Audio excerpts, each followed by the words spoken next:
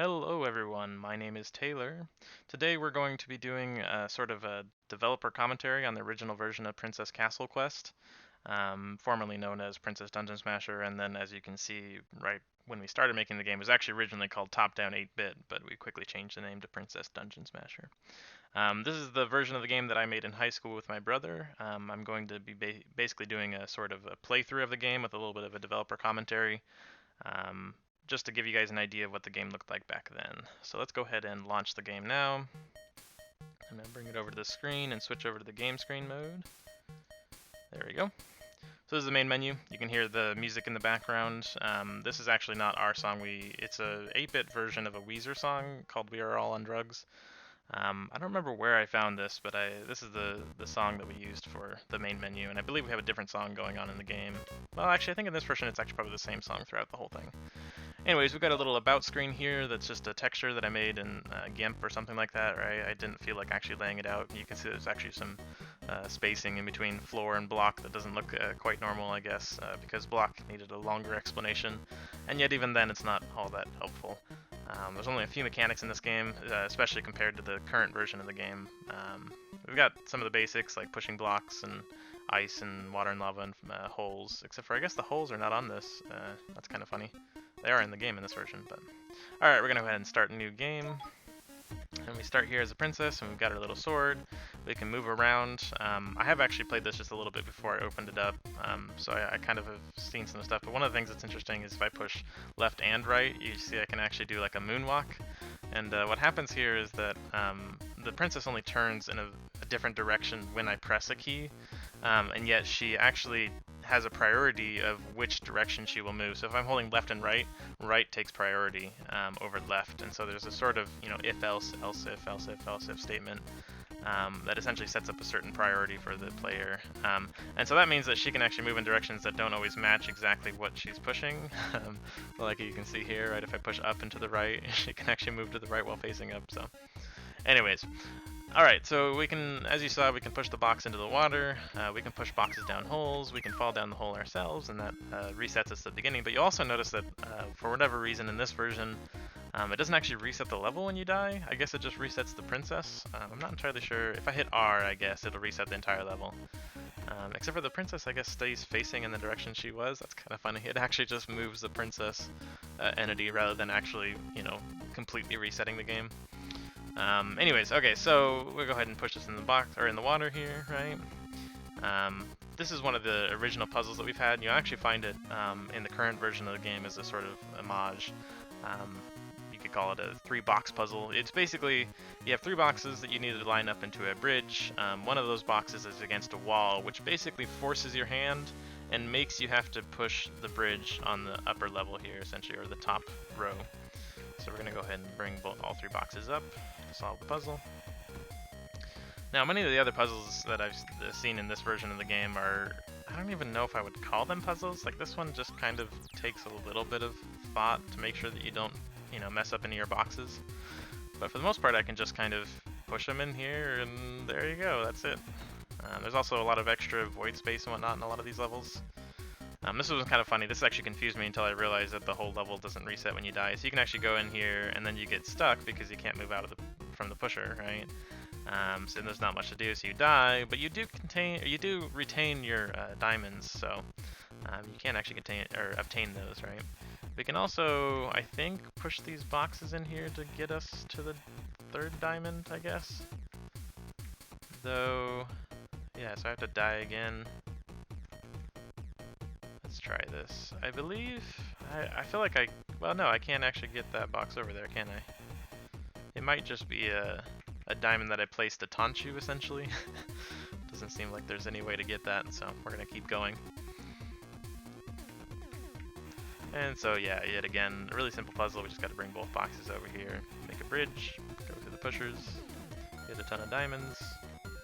Pretty much this game. Looks like, can't even really see this puzzle very well because of the view, but yeah, actually it looks like I need to go on the left track here because the right track's going to push me in the hole.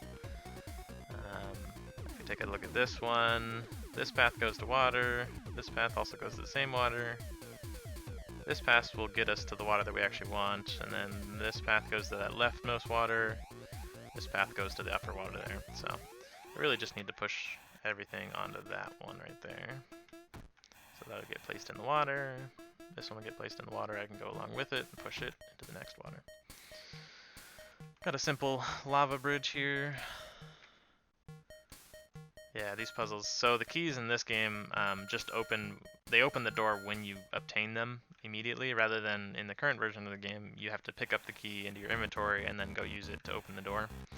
And a single key can only open a single door, but in this version, like for example, this one key will open up all of these brown doors. And again, I don't even know how this can be classified as a puzzle. I think I have come a long way in figuring out what kinds of things can be fun and what kind of things can be difficult for puzzle creation. And we struggled a lot back in the day. I remember when we were trying to come up with X number of levels that we thought we needed to complete the game for the end of the semester. We always were trying to figure out more ways to make level creation easy, like what kind of mechanics can we add, what kind of things can we do to come up with more IDs easily. But it does help some. I mean, some of these are interesting. I remember this one actually specifically because I was trying to make a thing where you had to overlap back on an original part of the puzzle. So you'll see I have to go in here, and then I can't go left here because of the water, but I'll actually come back from the left in order to fill this water space here in front of the blue door. This one, again, there's really almost no other options besides going around and getting the key, so not exactly what I'd call a puzzle nowadays, but this one I guess I have to double check that I remember how to do it here. So we want to get this key, and I believe we actually want to go like this, up and around, because we've got to do this sort of loop here to get down, and then hit the box, and another box, and now we're over on the left. In this one, we just sacrifice a single box so that we can move the other two. There we go. I had totally forgotten that in this version of the game I actually have a sort of grid system set up for the levels, so as I exit one level, it just goes to the next level in that grid position essentially, right? So we go up, or negative in the Y direction here to get to another map, and then it just places me on that map. These are teleporters, this is what they used to look like. You walk on them and they teleport you to the other one. Right? Again, pretty easy puzzle. The only thing interesting about this one is we do have to sacrifice this box just to make it so we can push this other box. But we only need 3, so that's fine. And then this one, you just gotta go push it up, push it around, and go down. Another teleporter. Oh yes, I remember this puzzle actually. This one mostly just takes a ton of time. All it really is we have to line up a ton of boxes to get in a row here to get down to that bottom right island essentially. We've got some boxes here, we gotta get this door open, but that's pretty much just going over here, pushing a box in the water so we don't die, and then getting the key, and there you go. And now we've got more than enough boxes to... oh dang it, I actually died there. But, the level doesn't reset, so it doesn't really make a big deal. But anyways, we just basically have to get all the boxes over there. So I'm going to go ahead and speed this up, and then get back to you guys when I get on the island.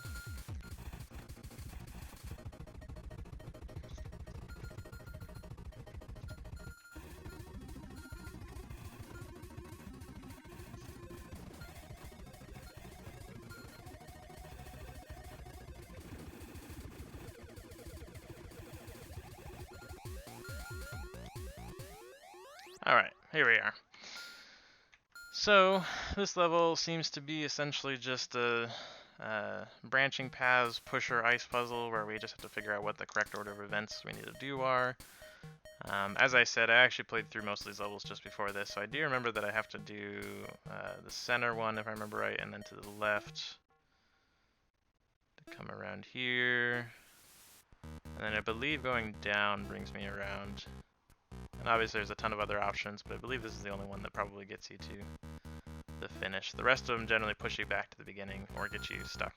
So, there we go. This one, as you will soon notice, is in the shape of a heart for whatever reason. I very distinctly remember this level because I would often get to it at the end of the song that's playing, where it goes all crazy and stuff, and so I kind of have that memory in my head of listening to this song, at the end of this song while playing this level. So, Alright, so I'm going to go ahead and speed up again and just get all these boxes in, because all we really need to do is push them around and push them in.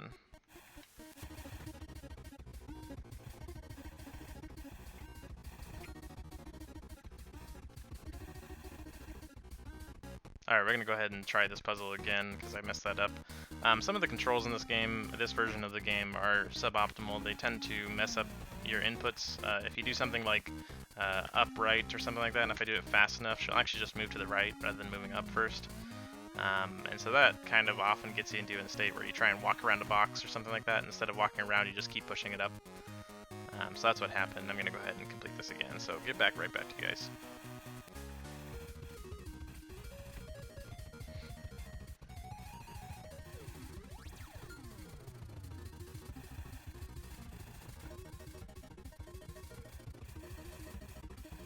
Alright, and the last box goes in there. Alright, this level's going to be a little bit loud because all the pushers kind of play the same sound effect on top of each other.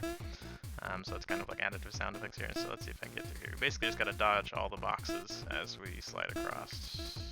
Oh yeah, first try. That took way more tries than the last time I did it. Alright, so the next puzzle is kind of interesting. I do remember this one also specifically. I don't remember why I thought it was good. It's kind of weird. You've got this teleporter with some ice. You've got this space that you really can't get into yet. You've got a door that we need to open with a teleporter that goes to the exit. But basically all we need to do is we need to go in the teleporter, use the pushers to get around the water here, and then we just make a bridge with two pushers. I did like this, the little pusher that goes around the corner so we can follow the box and push it out of the corner there. Then we get a box, we bring it out, we put it in the water just so that we can easily, I guess, use this room, or we can get back into the teleporter is what it really is, because when I came in and went on the pushers, I can't actually get back through the teleporter. So now we can get back through, and what we can do from here is we can actually go along the ice path to get into the room here on the other side. And now we can start building our little bridge. We're going to have to push this guy over and get him off the wall here in just a second. So what we need to do is we need to get him in front of the door there and go back through our teleporter and come back through just so we can get him off the wall again. And now we can push him down to complete our bridge and get the key to open that door. And now we get to the exit. And of course I die. Luckily the room doesn't reset when I die, so we can just go ahead and go through the exit again.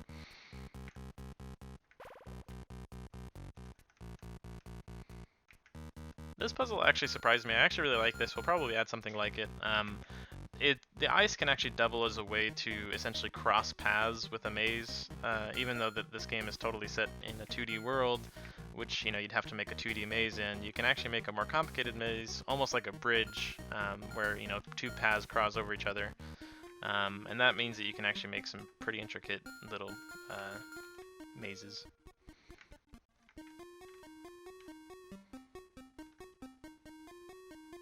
So we just got a key so we can get up to get that other key. There used to be a door blocking it. So we need to go all the way back to the beginning and take a different path across that large patch of ice.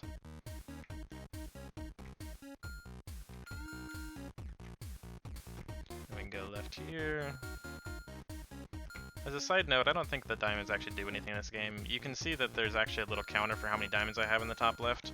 I don't know why I chose white as the emboss color and black as the text color, because it's a little hard to read, but they do count it. But the purpose of the diamonds is null and void. They don't go anywhere, they don't do anything. So this is the first time that we see cyclers is what I called them, these little entities that change the tile below them. So as you see here, I can push the button and it goes through a set number of tiles, so we'll just change that to ground here. Then we've got another button that'll change a different set of cyclers, so if we press that, looks like it just changes that to ground. No reason that we really need it to have water, so we probably don't ever need to press that button again. We obtain a key. I don't actually remember which door that key opens, but must be something useful, I suppose. It's probably this door. There used to be a door here, I think. Alright, if I remember right, I think I just need to take a box down to the bottom right of the map where that button was. So we're just going to go ahead and bring him along with us here.